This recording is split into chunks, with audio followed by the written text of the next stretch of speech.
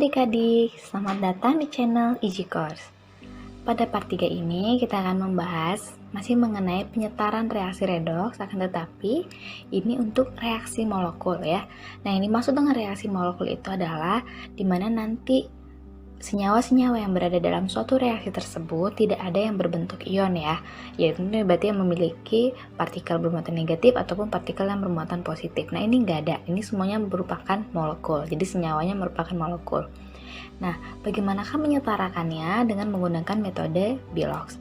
Yuk kita lihat tahap-tahapannya.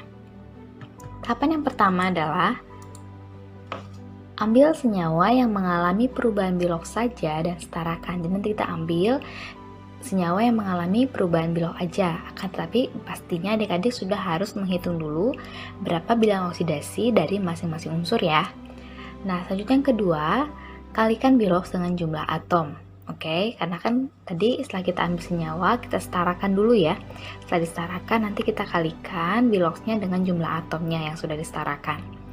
Lalu, ya mirip dengan metode Bilox pada reaksi ion, kita harus menentukan berapakah kenaikan dan penurunan, lalu kita kali silang.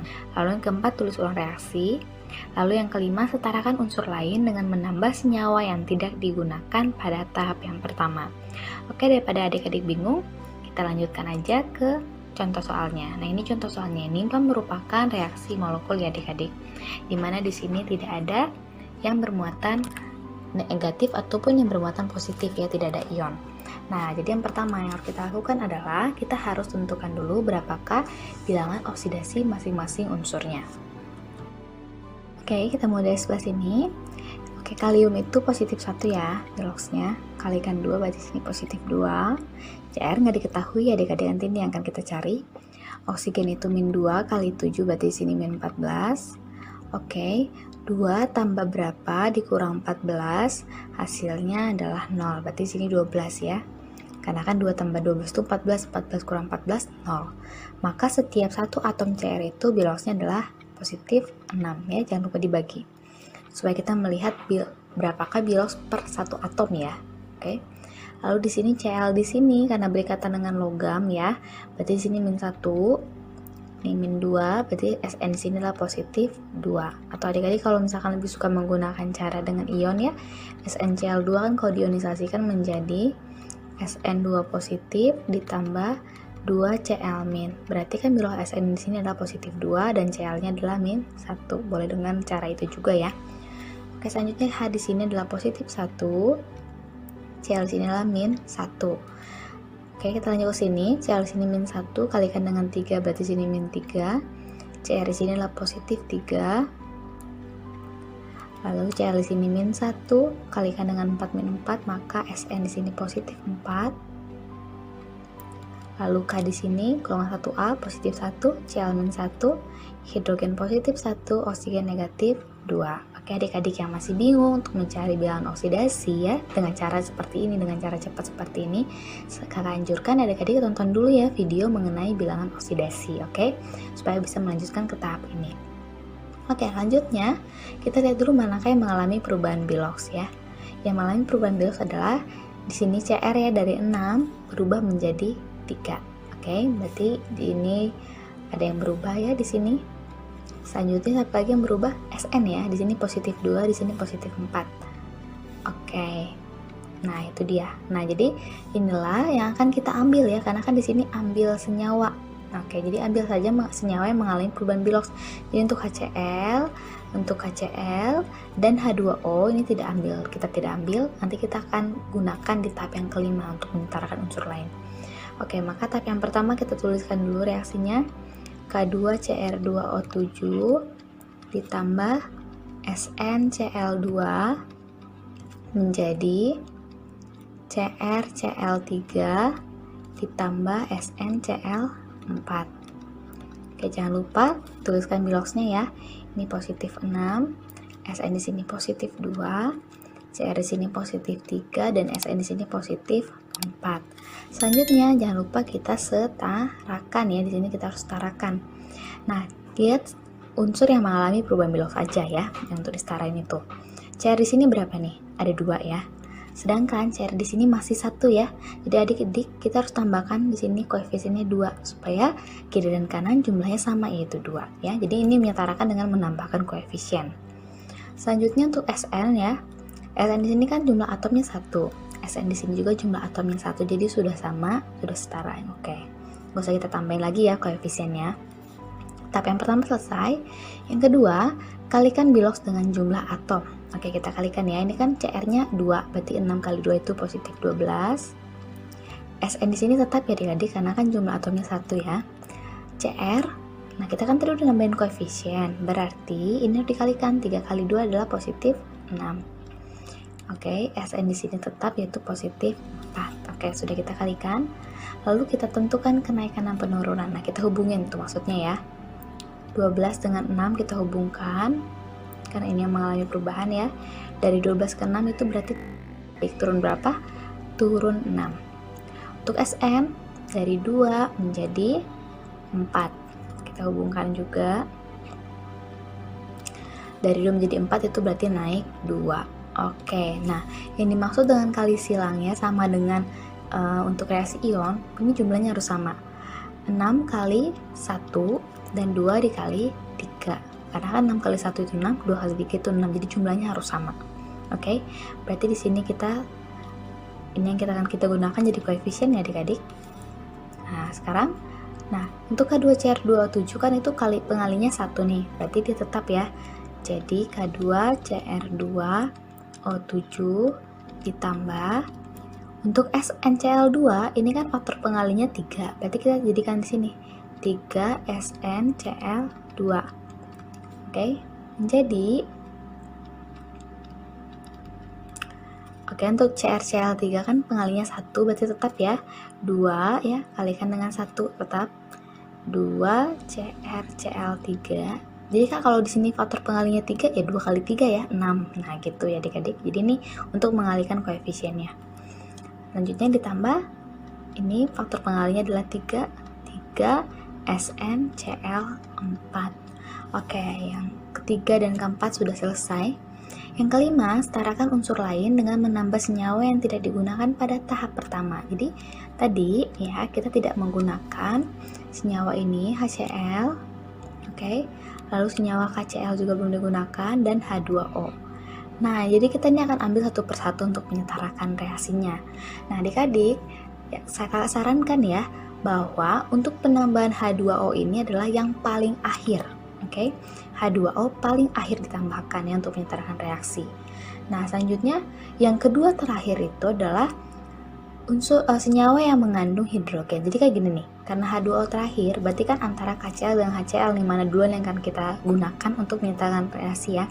Kita lihat kalau dia mempunyai hidrogen itu ngalah belakangan, oke? Ini kan KCl, ini HCl. Nah, HCl ini ada hanya ya, ada hidrogennya. Berarti ini ngalah, ini belakangan hanya, oke? Jadi kita gunakan KCl dulu. Nah, jadi pokoknya yang mengandung H itu ngalah. Dan yang paling akhir itu pasti H2O, oke? Berarti kita tambahin KCl dulu di sini. Tambahkan KCl. KCl-nya berapa banyak nih? KCl ini tambahkan untuk menyetarakan apa sih? Untuk menyetarakan kalium, K, atau Cl-nya? K-nya dong ya. Kenapa bukan Cl-nya, Kak? Karena Cl-nya nanti ini, misalkan HCl kan masih ada HCl belakangan, oke? Berarti ini untuk menyetarain K, karena K tidak akan bisa setarakan kalau tidak tanpa ini. Hanya ini doang yang mengandung K di senyawa sebelah kanan. Paham ya? Karena di sini jumlah K-nya 2, berarti tambahkan di sini 2KCl. Oke, jadi K-nya sudah setara. Selanjutnya baru kita tambahkan HCl. Nah, HCl inilah yang akan menyetarakan Cl-nya ya. Kita lihat nih, Cl di sini. Ini 3 kali 2 ini 6. Lalu kalau Cl di sebelah kanan, 2 kali 3 ini 6. 3 kali 4 ini 12. 2 kali 1 ini 1 ya, cuma nggak ditulis, ini 2. 6 tambah 12 tambah 2 itu hasilnya adalah 20. Sedangkan sebelah kiri masih 6, berarti butuh berapa lagi supaya jumlahnya sama? Butuh 14 ya. Berarti kita tambahkan di sini 14 HCl. Jadi jumlah Cl-nya sudah setara. Jadi adik-adik, nanti kalau kita tambahkan KCl untuk menyetarakan Cl itu nggak akan bisa setara. Kenapa? Karena kita akan nambahin HCl lagi loh. Kapan setaranya gitu ya kan? Jadi ini untuk menyetarakan kalium dulu. Oke. Untuk Kak, gimana nentuin mana yang harus tarain duluan? Kalau kita tambahin KCL, tahu dari mana sih K duluan daripada CL duluan? Lihat dulu adik-adik ya. Kalau kita tambahin di sini KCL, berarti kan kita antara nyetarain K atau CL-nya. Kalau kita nyetarain CL-nya, loh, senyawa yang berikutnya akan kita tambahkan ini sisanya masih mengandung CL, berarti bukan dia duluan yang disetarain. Berarti temennya nih siapa? Kalium duluan. Nah gitu ya, nanti kita akan bahas soal-soal berikutnya nih supaya adik-adik makin mantap ya untuk mengerjakan soal ini. Yang terakhir, kita nambahin H2O. H2O belum ya.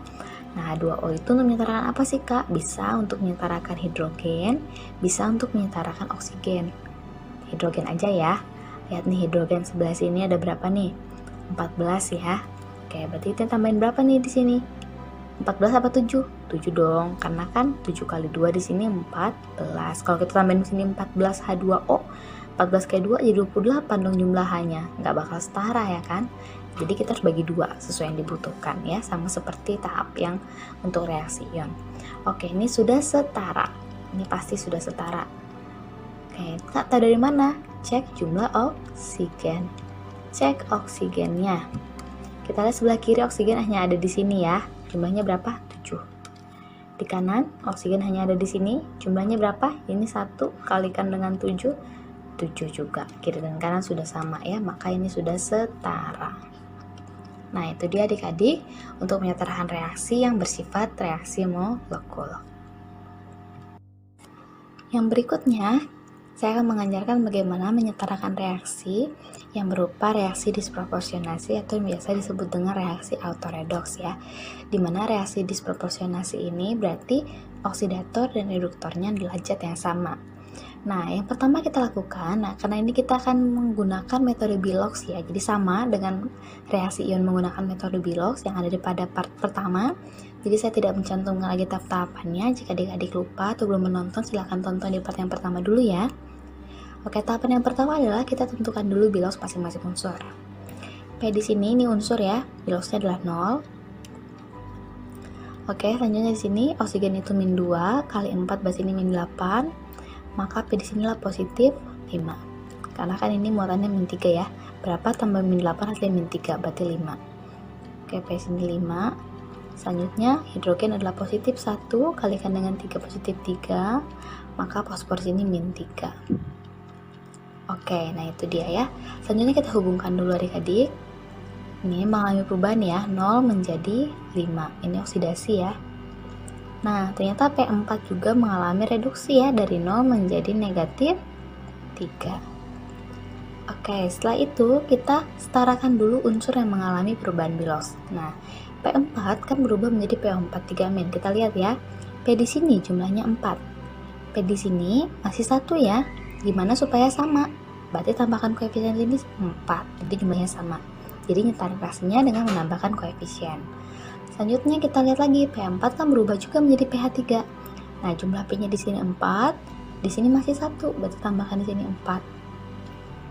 Oke, jadi lihatnya satu persatu ya, jangan sampai adik-adik sini tambahin di sini 2, di sini 2 gitu. Tidak ya, kita lihat satu persatu. Oke, berikutnya tahapannya adalah kalikan Bilox dengan jumlah atom. 0 kali 4 tetap 0 ya. 5, jumlah atom P di sini berapa? 4 kan? Berarti 5 kali 4 di sini positif 20.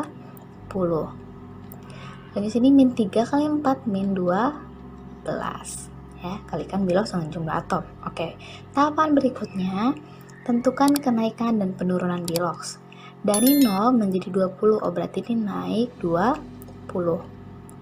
Selanjutnya dari 0 menjadi negatif 12, berarti di sini turun 12. Nah, lalu kita tentukan KPK-nya ya, kita kali silang nih. Oke, antara 20 dengan 12 KPK-nya adalah 60. Berarti ini 20 kalikan dengan 3, sedangkan 12 dikalikan dengan 5. Nah, itu dia kan ini jumlahnya sama ya, 20 kali 3 60, 12 kali 5 juga 60. Oke, nah indikator pengali saya bulati ini akan kita jadikan pengali dengan koefisien. Oke, karena P4 di sini dia mengalami kedua-duanya, maka ini faktor pengalinya kita jumlahkan. 3 tambah 5 adalah 8, maka menjadi 8 P4 menjadi Oke. Nah, PO4 3- kan ini faktor pengalinya 3 ya. Berarti 3 kita kalikan dengan 4 di sini. Maka menjadi 12 PO4 3-. Ditambah untuk pH3 pengalinya adalah 5 ya. 5 kali 4 adalah 20. Berarti 20 pH3. Oke, setelah kita kalikan, lalu kita setarakan muatan ya. Tahap berikutnya adalah setarakan muatan dengan H positif jika di dalam keadaan asam ataupun OH- jika dalam keadaan basah. Karena pada soal ini sudah diberitahu bahwa keadaannya adalah keadaan basah, berarti kita menyetarakan muatan dengan menggunakan OH- ya. Nah, OH- ini ditambahkan di mana? Di ruas yang muatannya lebih besar. Nah, bagaimana mencari muatannya, Kak? Gini. Oke, di sini saya akan tuliskan untuk mencari muatan. Kita lihat ya adik-adik, di sini kan gak ada muatan ya, gak ada negatif atau positif, berarti ini 0. Oke, sedangkan sebelah kanan ini ada negatif 3 nih. Negatif 3 kalikan dengan 12, berarti negatif 36. Nah, yang untuk kiri muatannya 0, di kanan muatannya negatif 36. Berarti manakah muatannya lebih besar? Yaitu sebelah kiri. Berarti sebelah kiri kita akan tambahkan OH-.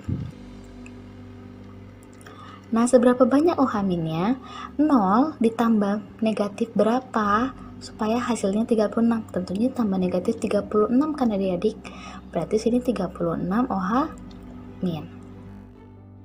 Oke, setelah kita setarakan muatan, kita setarakan hidrogen dengan menambahkan H2O. Oke, hidrogen dengan menambahkan H2O. Kita hitung dulu hidrogen sebelah kiri berapa nih. Ini hidrogen ada 1 ya. 1 kali 36, berarti hidrogen di kiri ada 36. Di kanan, kita lihat ini 3 kalikan dengan 20. Di kanan itu ada sebanyak 60 ya, 20 kali 3. Nah, berarti kita akan menambahkan di ruas yang kekurangan ya. Oke, berarti sini akan kita tambahkan H2O-nya. Karena setarakan H dengan H2O. Berapa banyak? Nah, kita lihat 60 dengan 36. Selisihnya berapa? 24 ya adik-adik. 36 harus tambahkan 24 kan biar hasilnya 60. Oke. Nah, ini angka ini kita bagikan 2, yaitu 12. Jadi 12 H2O. Jangan lupa bagi 2 ya, karena kan sini hanya sudah 2 nih. Oke, jadi harus dibagi 2. Kalau kita tambahkan langsung 24 di sini nanti hanya jadi 48 dong ya, jadi lebih sebelah kirinya. Oke, ini sudah selesai. Setelah kita menambahkan H2O, ini reaksinya sudah setara. Loh Kak, yakin ini udah setara? Yakin dong, kita cek aja jumlah oksigen. Cek jumlah oksigennya. Di kiri, ini 36 ya, 36 ditambah ini 1 kali 12, jadi 48. Di kanan, 12 kali 4, 48. Sama ya jumlahnya ini 48, berarti sudah setara. Jadi kita cek oksigennya aja untuk tahu ini reaksinya udah setara apa belum. Kalau misalkan oksigennya nggak sama, berarti adik-adik harus ulang tahap-tahapannya ya. Oke, maka reaksi ini kita kalau lihat adik-adik lihat ini ya, 8, 3, 6, 12, 12, 20 ini semua bisa dibagi 4. Yuk kita bagi 4 supaya lebih sederhana. Nggak dibagi nggak salah nih Kak, nggak apa-apa nggak dibagi juga, ini udah benar. Tapi supaya lebih sederhana aja kita bagi 4. 8 bagi 4 menjadi, saya akan tuliskan menggunakan warna lain aja ya, menjadi 2P4 ditambah 36 dibagi 4 itu 9 OH- ditambah 12 bagi 4 adalah 3H2O menjadi 3PO4 3- ditambah 5PH3. Nah, ini adalah reaksi yang sederhananya. Oke, nah itu dia adik-adik untuk penyetaraan reaksi disproporsionasi. Nah, ini adalah konsep-konsep dasarnya ya untuk penyetaraan reaksi. Baik itu reaksi ion, reaksi molekul. Ini adalah tahap-tahap dasarnya atau konsep dasarnya. Karena pada soal-soal UTBK kita tidak hanya menyetarkan reaksi saja, akan tetapi kita akan menghitung berapakah jumlah mol ion yang terlibat. Oke, jadi di part berikutnya saya akan membahas bagaimana sih penerapan soal dari redox ini yang sering keluar di ujian-ujian universitas. Oke, jadi ini adik-adik harus hafalkan dulu tahap-tahapannya ya, supaya untuk melanjutkan ke part yang berikutnya. Oke, terima kasih sudah menonton video ini.